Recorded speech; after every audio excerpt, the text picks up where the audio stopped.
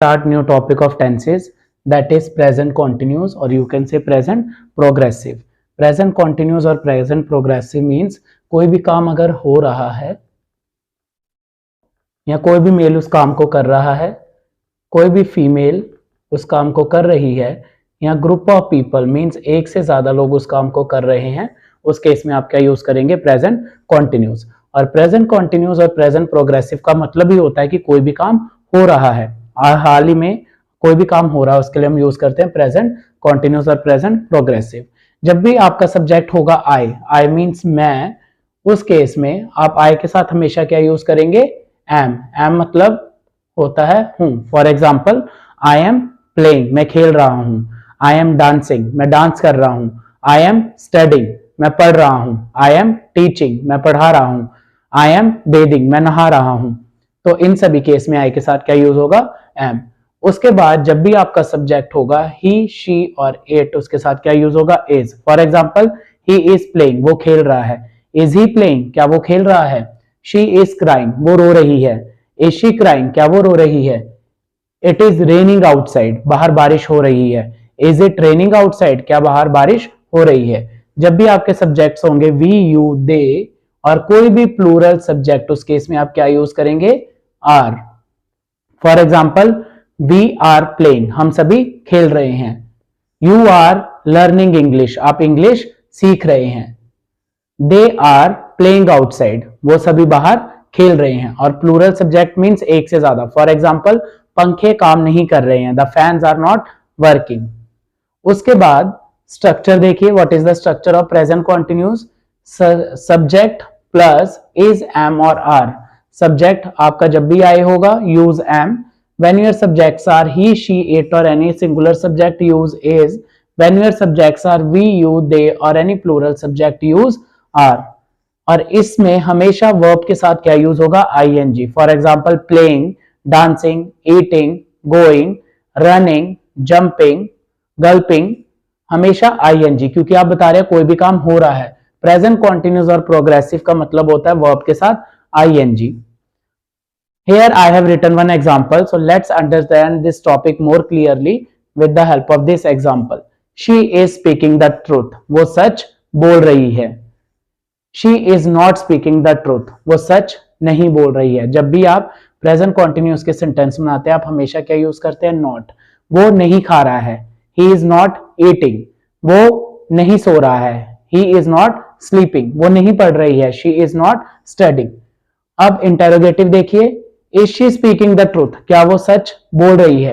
अब जब भी आपने इंटेरोगेटिव बनाने हैं, what you have to do, आपका ये जो हेल्पिंग वर्ब है, चाहे वो इज, एम, आर है, वो आ जाएगी सबसे पहले in the first place, in place of your subject. और आपका जो सब्जेक्ट है वो कहां चला जाएगा? In the place of helping verb. Is she speaking the truth? Okay, let me give you few more example.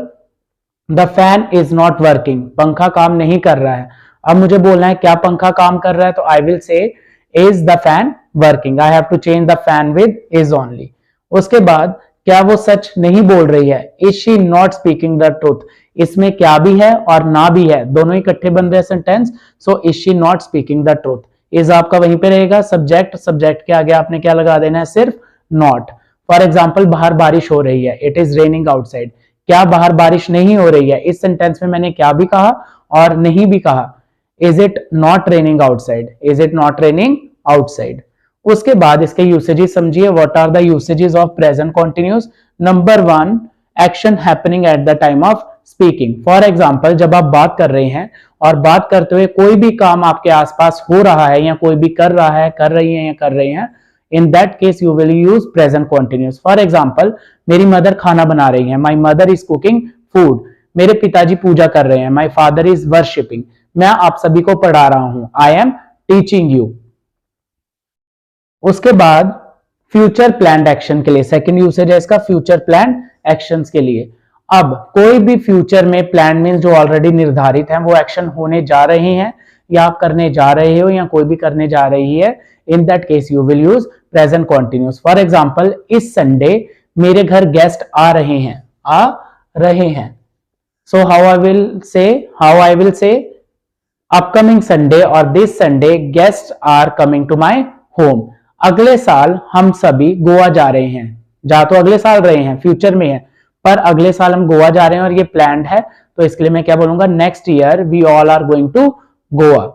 कल से हम सभी प्रेजेंट परफेक्ट कॉन्टिन्यूस शुरू करने जा रहे हैं। Tomorrow we are going to start present perfect continuous. अब यहाँ पे आया गोइंग टू, तो सीखते हैं गोइंग टू हमेशा आप यूज कर सकते हैं प्रेजेंट कॉन्टिन्यूस में, ताकि आप इजीली और सेंटेंसेस बना सकें।